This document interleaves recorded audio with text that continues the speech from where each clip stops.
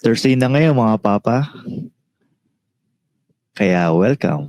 The Bingo Plus Night 2025! Celebrate the night with the brightest stars and keep an eye for epic surprises. Live and airing on the following channels. The Bingo Plus Night 2025! Celebrate the night with the brightest stars and keep an eye for epic surprises. Live and airing on the following channels. Ito po si Ingo at kasama pa rin natin si Tristan Ting. Indo. Buti nakapag-recording tayo ngayon. Kahit na Masama pakiramdam mo. Oo, kasi kailangan Baka hindi tayo mabayaran ito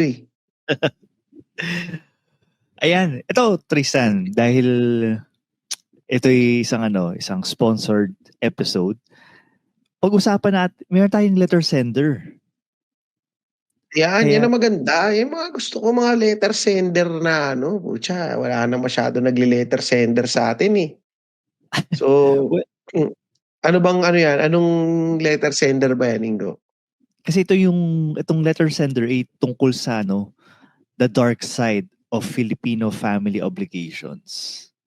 Parang medyo similar din to sa pagiging breadwinner. Oo, pero ito yung pina-toxic lalo. Ito yung more toxic. Ayan.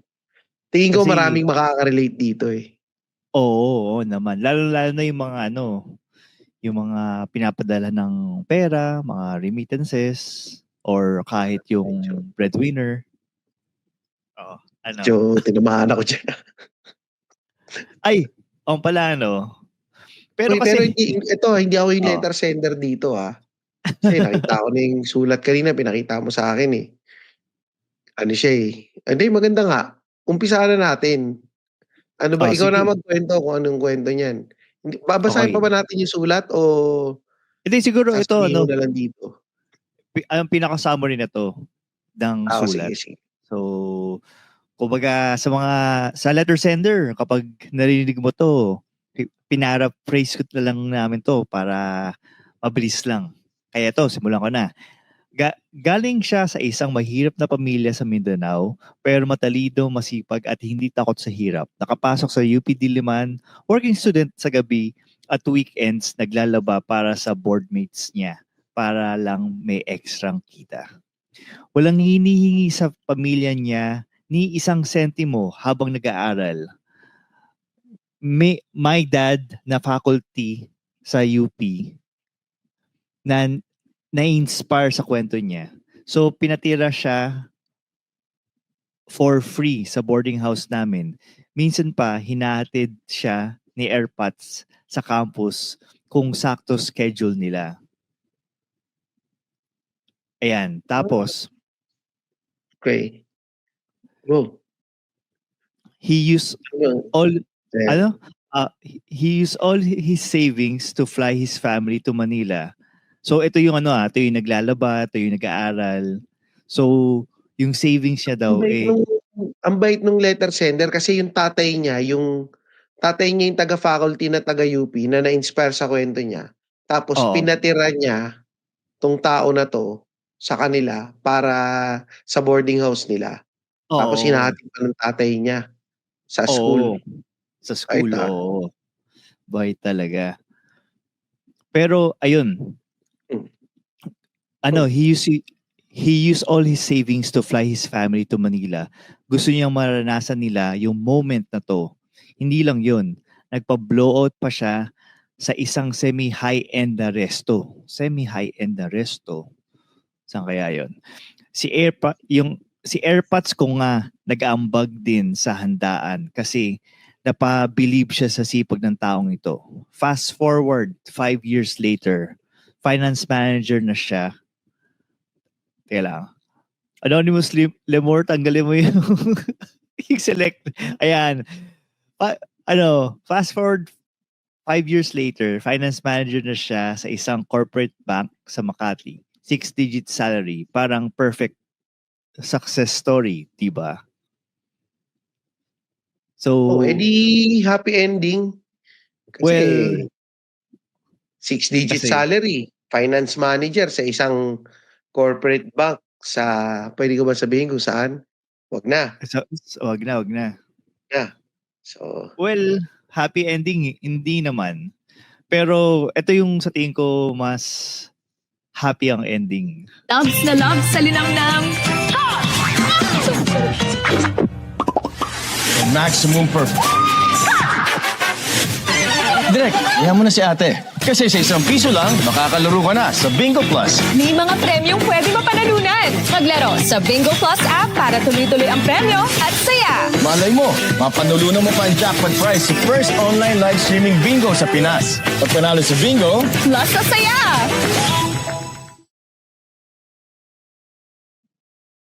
ako nanalo na rin sa Bingo Plus tong natin eh. O yan, tuloy na natin yung kwento. So, Ayan. hindi siya happy ending, Ingo. Hindi Sabi hindi mo, siya diba? happy ending. Tapos, di ba nga, 6 digits yung sahod niya.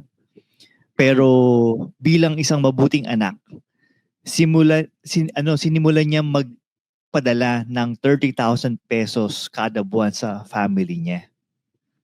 Putang ina, 30,000?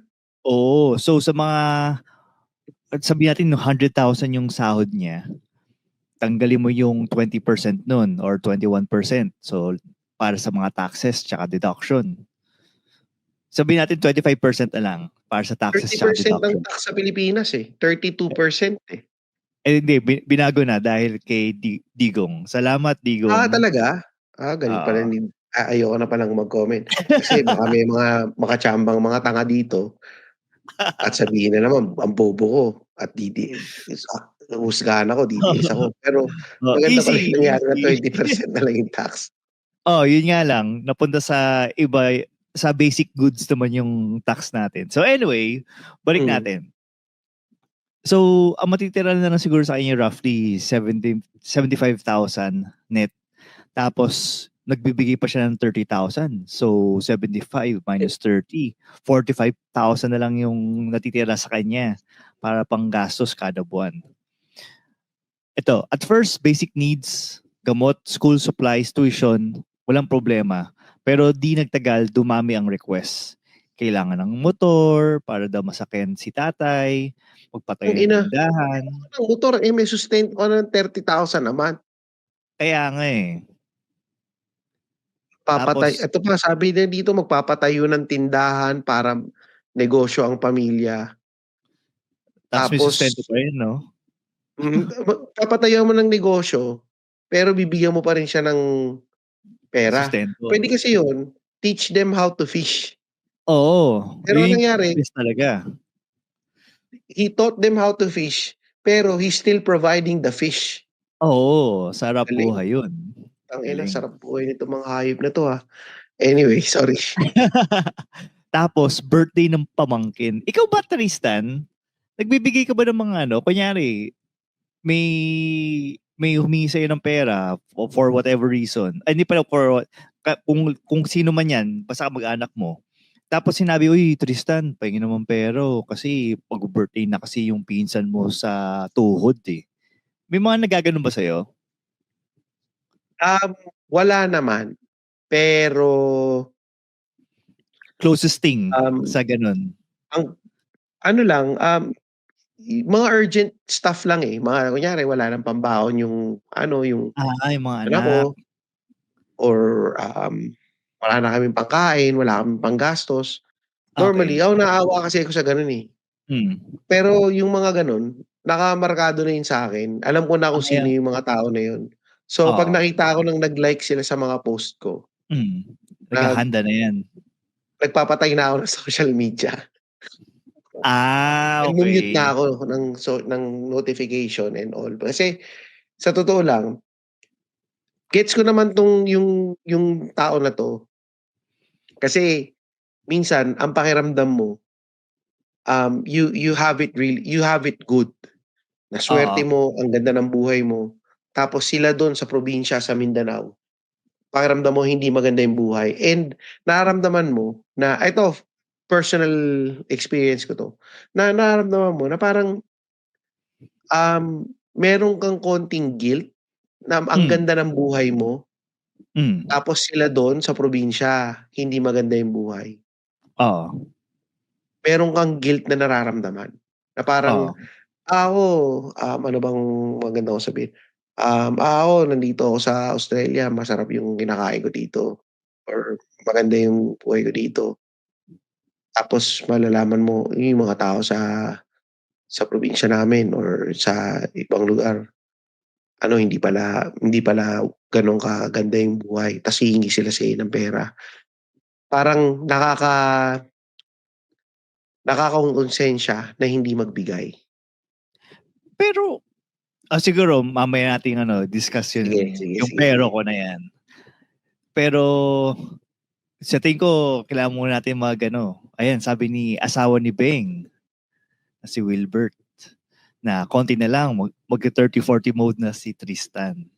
Hindi, alam mo, Wilbert, hindi kasi medyo may natutunan na akong lesson na dapat hindi tayo masyadong marahas dahil maraming mga hindi nakakaintindi sa pagiging honest at mas Mm. pipiliin nila na maging politically correct ka na lang. Pero ito, speaking of maging honest muna tayo. May babasahin tayo sa a word for our from our sponsors. Mga papa, alam nyo ba, meron na palang live streaming bingo sa Pilipinas, yung Bingo Plus. Kaya kung bored ka sa araw mo, mag-Bingo Plus ka. Malay mo, swertihin ka dito. Dahil sa ₱1 lang, pwede ka nang maglaro ng maraming games pag dinownload mo na yung Bingo Plus app. Kung first time mo sa Bingo Plus, meron kang matatanggap na free registration at Facebook bonus. Plus, meron pang payday rebate na up to ₱1,000. Nasa Bingo Plus na rin ang Pinoy na drop ball. Ito yung nilalaro natin tuwing piyesta, alam ko eh. And marami pang mga ibang games na masayang laruin. Oo nga. At may chance ka ring makakuha ng jackpot na up to 200 times and up to ₱4,317. Ito ay bonus para sa mga new players sa Pinoy Drop Ball ng Bingo Plus. Para naman sa jackpot prize, may chance kang manalo na up to ₱300 million. Ang kailangan nyo lang gawin ay mag-download ng Bingo Plus sa App Store or sa Google Play. O panoorin ng live streaming sa bingoplus.com. Legit itong Bingo Plus kasi Padcore affiliate sila. Ibig sabihin, secured ang data at mga login nyo. Kaya dito sa Bingo Plus, bingo sa saya, plus sa panalo. Powered by DG Plus. Kasama sila sa top Fortune 500 companies sa Southeast Asia. Mga papa, tandaan natin, pang 21 and above lang to ah. Keep it fun and game responsibly. Visit pagcore.ph/regulatory or email them at keepitfun@pagcore.ph. So, ayun, salamat. Bingo Plus, bingo sa saya, Sa panalo. yon. Hindi ito, sige. dadagdag ko lang pala yung Mm. sabi kasi ni Wilbert, 'di ba? Na 30-40 mode na si Tristan. Siyempre nga, sabi ko, kailangan maging politically correct, ganito, hechos. Tsaka, tama yung sinabi nito ni Vince ng The Broden Podcast. Baka mabaril. Mahirap din mabaril. So, although Oo. nasa Australia naman ako, pero Ako yung mababaril. Ako yung mababaril on behalf. So, mas maganda na parang ano lang tayo, chill lang Alright. tayo. Chill. Yan. At yan. Ayan, So, tuloy mo na ulit. tayo sa- Ano na ulit? tayo sa liham. Pero ito, yung may mga ibang instances kasi, ayan, may mga ibang instances kasi na may mga hugot na sa Facebook. Kagaya nito ni letter sender. Sinabi niya, may biglang mag-post siya, mga cryptic post. Katulad ng mahirap talaga kapag ikaw lang ang bubuhay sa pamilya. Hindi si kaya- letter sender yung nagpo-post nito, kakat lang kita pa. Ang nagpo-post nito yung tinutulungan ng tatay ni letter sender, 'di ba? Ay, oo nga. Sorry. Oh, Yung tatay siya. pala. Yun kasi 'di ba parang sumusulat siya on behalf of this guy. Oo. Kasi may magsabi lang na magulo yung kwento natin eh. Inaano ko lang, kini-clear ko lang. Sorry, Kasi sorry. alam mo Oo, na, kailangan tama, maraming tama. mga nagrereklamo, marami na lang magko-comment diyan. Sabihin na naman, ganito, ganyan, kailangan mo magpa-therapy. Eh di wow, sige na, magaling na kayo. Okay, okay, sige. So, ito pa sinabi dun sa sa binubuhay yung binubuhay. Dati sabay-sabay tayong kumakain, ngayon iba ng mundo niya. Ito, post naman 'to nung pamilya niya. Oo. Kasi parang medyo pa-guilt trip naman 'to 'no. Mm. Ako wala pa akong na-experience na ganyan, na yung tinutulungan mo nagpo-post ng parinig sa'yo dahil nag-ano ka na, dahil, medyo nag-upgrade ka na ng buhay, ganyan. Parang nakakabwisit naman yung pamilya nitong hayop na 'to. Actually, na-experience namin 'yan. Ah, talaga? Oo, so ang kwento niyan is yung nanay ko parang binay out yung utang ng tita ko. Kung hindi, marerematay yung bahay ng tita ko. Hmm. So, yung nanay ko yung nagbayad ng utang. Tapos, anong nangyari, yung mga kapatid naman ng nanay ko, nainggit. Sabi, oh, bakit nasa kanya yung bahay? Bakit nasa kanya na niya yung titulo ng bahay?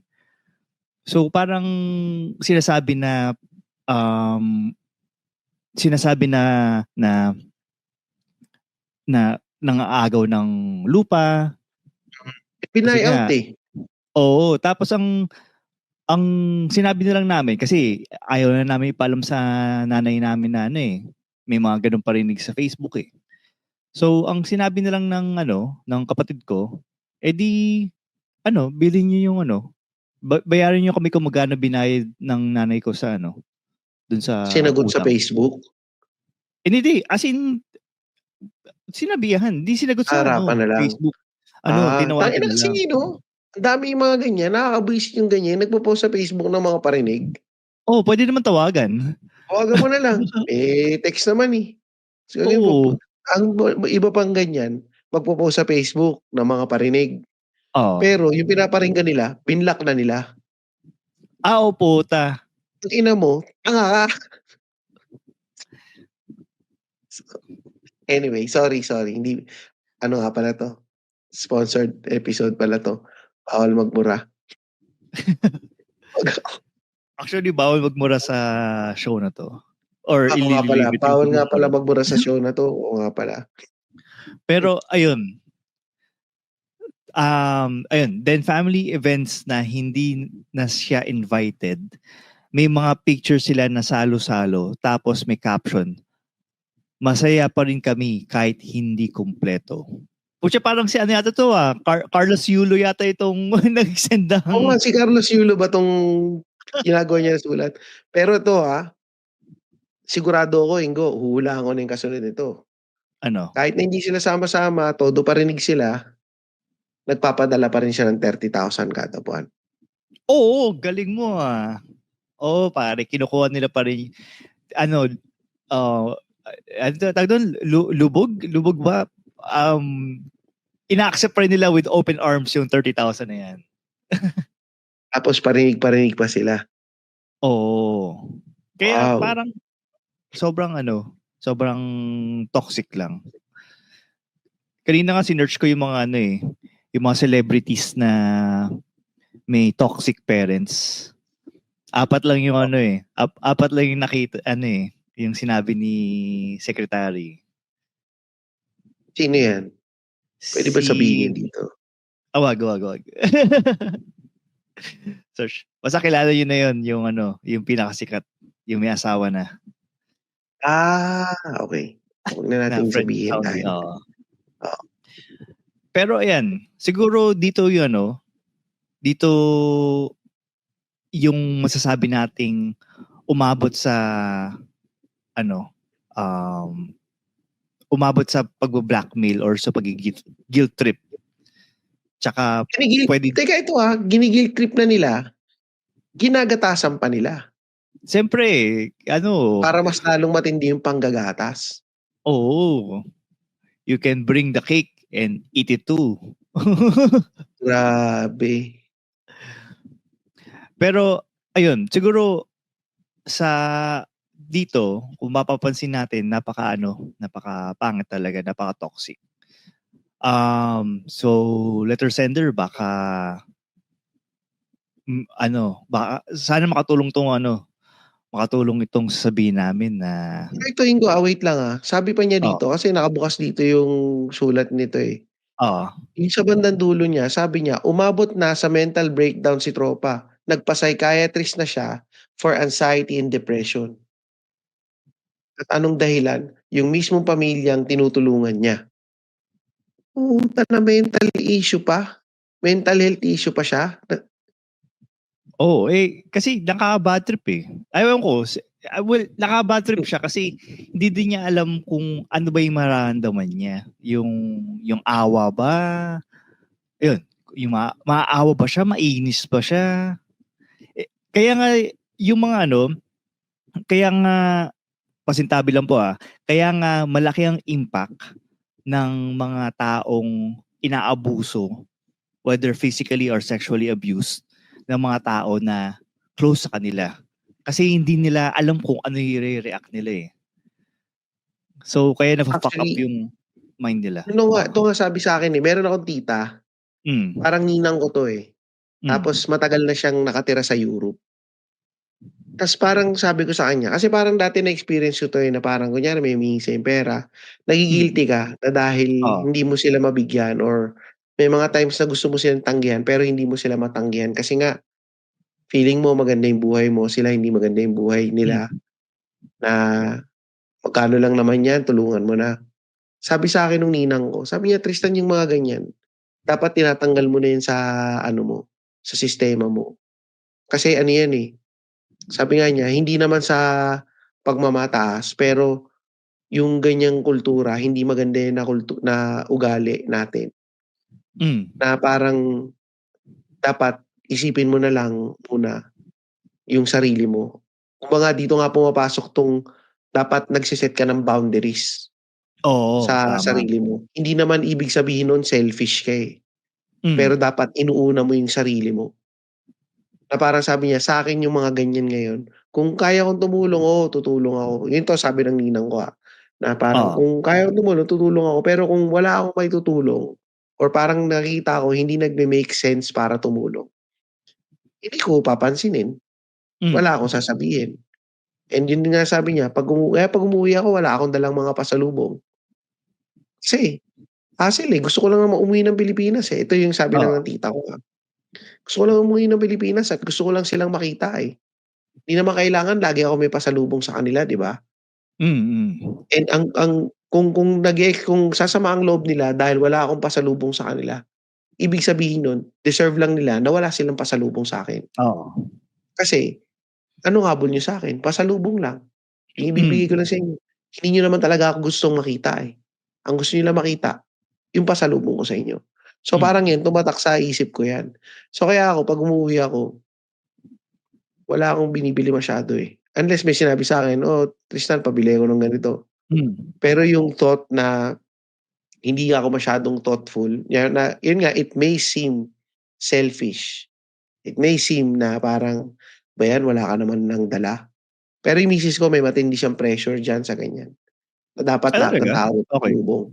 Lahat ng tao may bigay siyang team tabs or anything. Ako sabi ko, sakit. Hindi kailangan. Kasi may team tabs naman sa SM eh. Hindi na kailangan. Hindi, tsaka parang dadalhin mo yung maleta mo, ang bigat-bigat ng maleta mo. Para lang sa lahat ng pasalubong.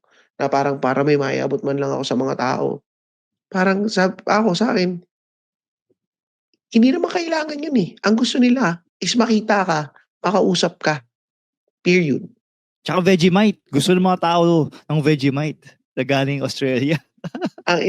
So, yun. Na parang siguro yun nga, tama na dapat nagsiset tayo ng boundaries. Boundaries. At saka ito, you are not an ATM. Ito, tawag doon, may, siguro guilty dito yung tatay ko. Kasi yung tatay ko, Siya yung tumatayong breadwinner maliban sa family namin, pati din sa mga natitirang family niya nung few years back. So meron siyang tatlong kapatid na medyo less fortunate sa kanya. Kaya parang every month binibigyan niya ng ng sweldo tuloy ng Panganay ba yung allowance. panganay ba yung papa mo? Hindi. Siya? Pangatlo siya. So, sumunod lang siya sa bunso. Yun. Ayun nga, hindi naman porket successful yung tatay mo, obligasyon niyang bayaran yung or suportahan yung mga kapatid niya. Feeling ko dahil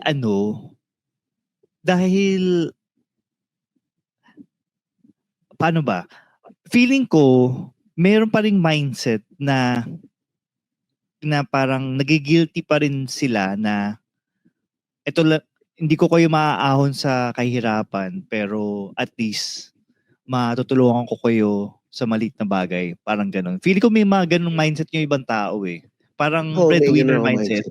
Ayun. May ganun ako mindset. Nakakakonsensya na ako, tinatry kong mas maging self-aware lang na ito na naman, nararamdaman ko na naman to.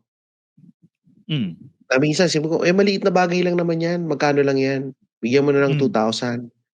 Maliit na bagay lang yan. Kumbaga, isang ganito lang yan dito. Pero yun nga, hindi mo sila tinuturuan na maging sustainable sa sarili nila eh. And madalas nga, nagiging abuso yung mga tao. Oo, pero ang problema kasi, hindi ko sure kung sino hindi ko napapangalanan kung sino yung mga binibigyan mo, Tristan. Pero yung mga binibigyan kasi ng tatay ko din, matatanda na. So, para ang hirap na silang turuan ng kung mamuhay ng independent. Tapos ang nakakainis pa doon, kung yan nag-miss ka ng remittance sa kanila, mag-follow up pa sila.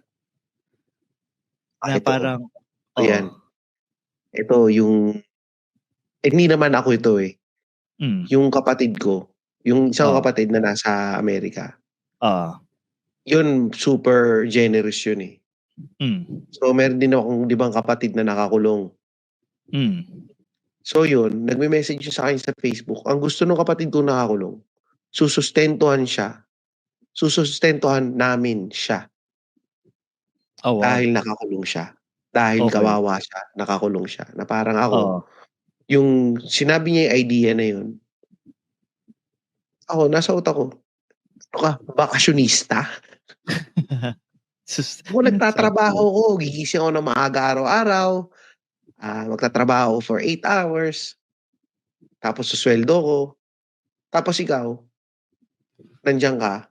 I mean, hindi ko alam kung ano yung buhay niya doon sa kulungan. Pero, nandun siya sa kulungan for a reason. Dahil kailangan niyang pagbayaran yung ginawa niya.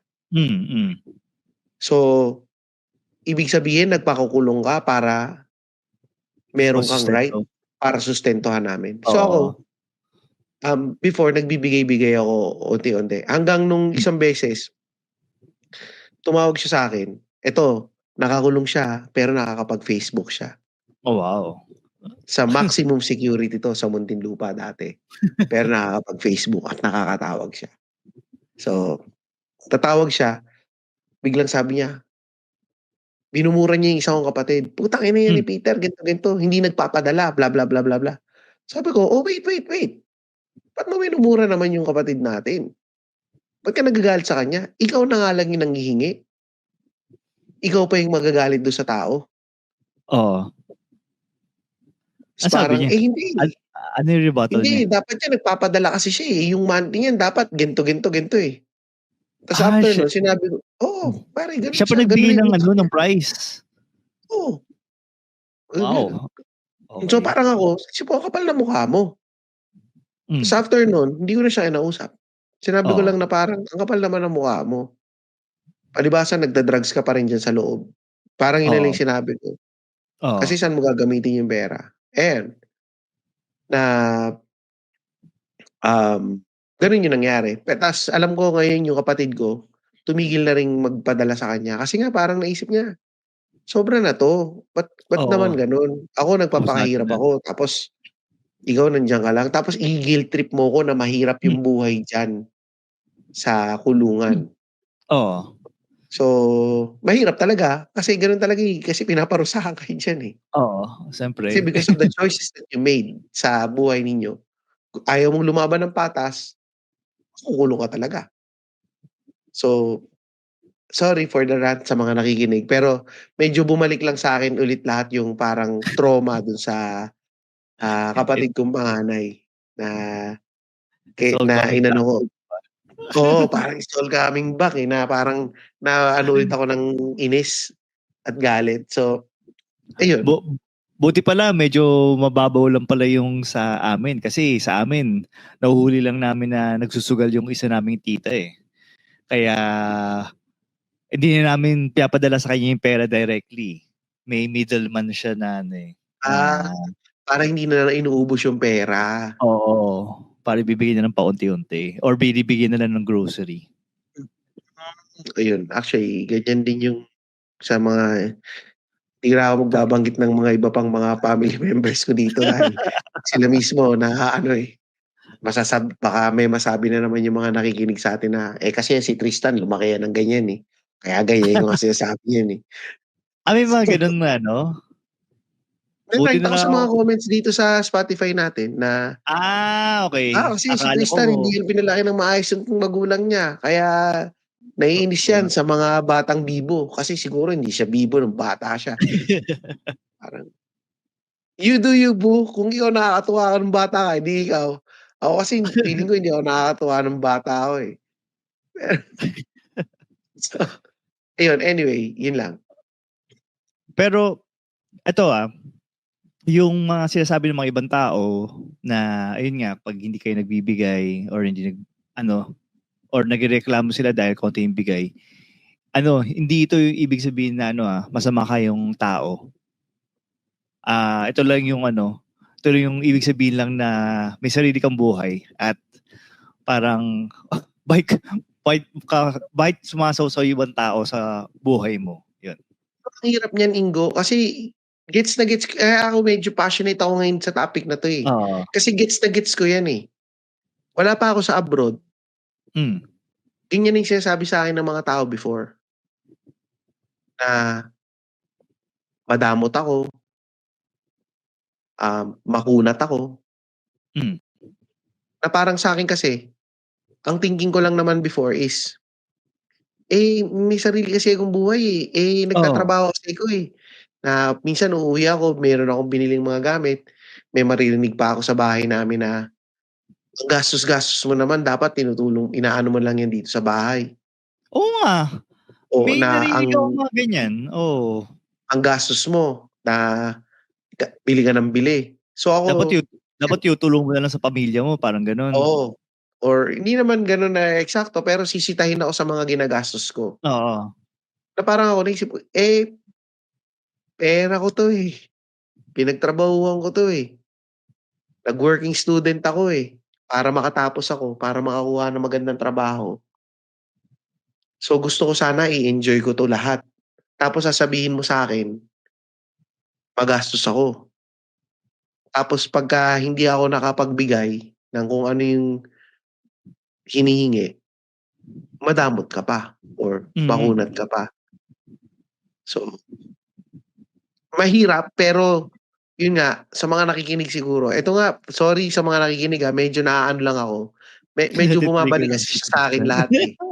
Pero siguro maganda lang din na dapat isipin din natin na hindi tayo mahuhulog dun sa trap na yun na, Hmm, iisipin natin na masama tayong anak. Kasi for a time, naisip ko yun na masama akong anak.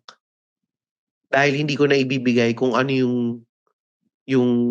ah, yung todo-todong 100% dahil iniisip ko muna yung sarili ko.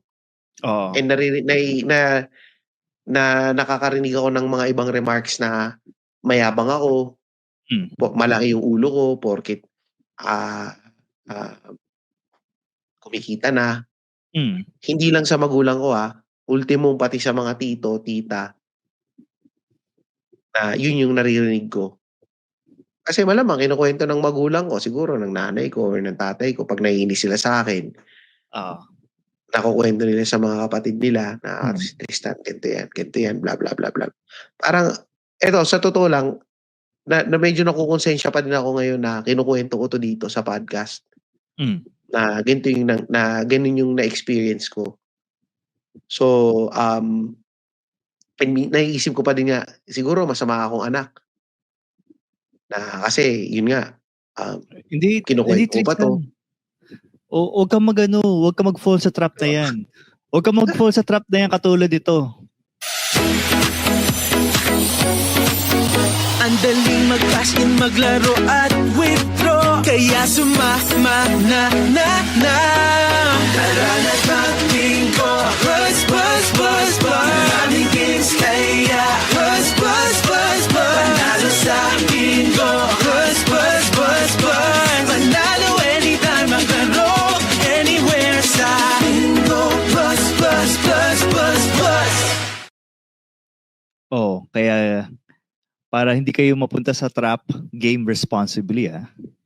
Tama. And ito sabi ni Wilbert, sinasabi ko sa ganyan, if tingin nila sa akin ay masamang tao, then magkita-kita kami sa impyerno. Gusto ko yung Ah. sinabi ni Wilbert na yan. Ito, siguro, final thoughts tayo. Mauna na ako. Kasi Oo. sige, kanina pa kasi ako, umiinit na kasi ako, tapos magko-closing thoughts tayo biglain ko eh. Yan nga naman eh. Hindi, pero ito nga, siguro sa mga tatay or sa mga nakikinig, siguro dapat magpakatotoo lang tayo na yung Filipino family culture, may mga kanya-kanyang strengths yan na isang strength niyan yung talagang nagbubuklod-buklod tayo at nagtutulungan. Pero minsan sa sobrang pagiging close natin, na close family culture natin, nagkakaroon 'to ng ng toxic side. Minsan nawawala yung boundaries natin sa sa pamilya natin.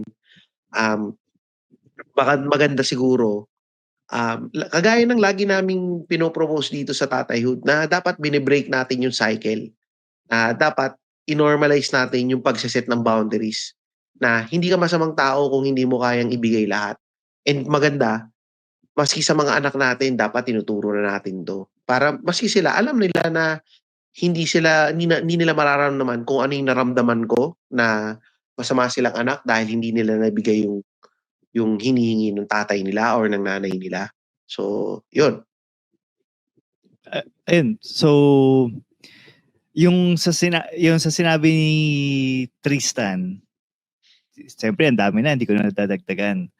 Ang sabi ko na lang siguro para sa mga breadwinners, katulad ni Tristan, katulad ng mga iba kong kakilala, na huwag kayo mag-guilty kung umaangat kayo sa buhay, huwag kayo mag-guilty kung nakaka-order kayo ng extra rice or extra ulam compared sa mga family nyo.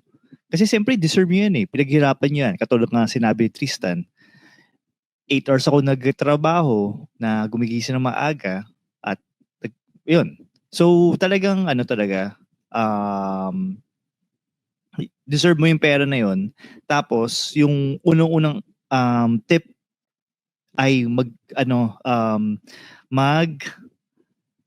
set ng boundaries. Hindi naman siguro number one yan na pwede ka namang tumulong. Alam ko si Tristan nakwento na to before sa podcast na nung nag-asawa siya, sinabihan niya pa rin yung ex-wife niya na magbibigay pa rin siya sa family niya. Tapos siguro may fixed amount lang bibigay si Tristan. So dapat ganoon din. Not to the point na hindi ka na din magpo-progress sa iyong buhay kasi may mga ibang breadwinners talagang 100% or 80% ang sahod nila binibigay nila sa sa family. To the point na wala na natitira sa kanila, hindi na din sila nakapag-move on, tapos eventually hindi na sila sabi natin makapag-asawa or kung ano man. Kawawa yung mga ganun, no? Pero yun nga, bago pa 'to humaba, siguro sasabihin ko na lang din, Kung medyo tinamaan ka sa storya nito, i-share mo tong podcast na to. If this hits home sa puso mo itong topic na to, i-share mo tong podcast na to. Tsaka ano to, simulan na rin nating ibahin yung mindset natin sa family obligation. Dahil minsan, the hardest thing to do is not to earn money, but it's to learn how to say no.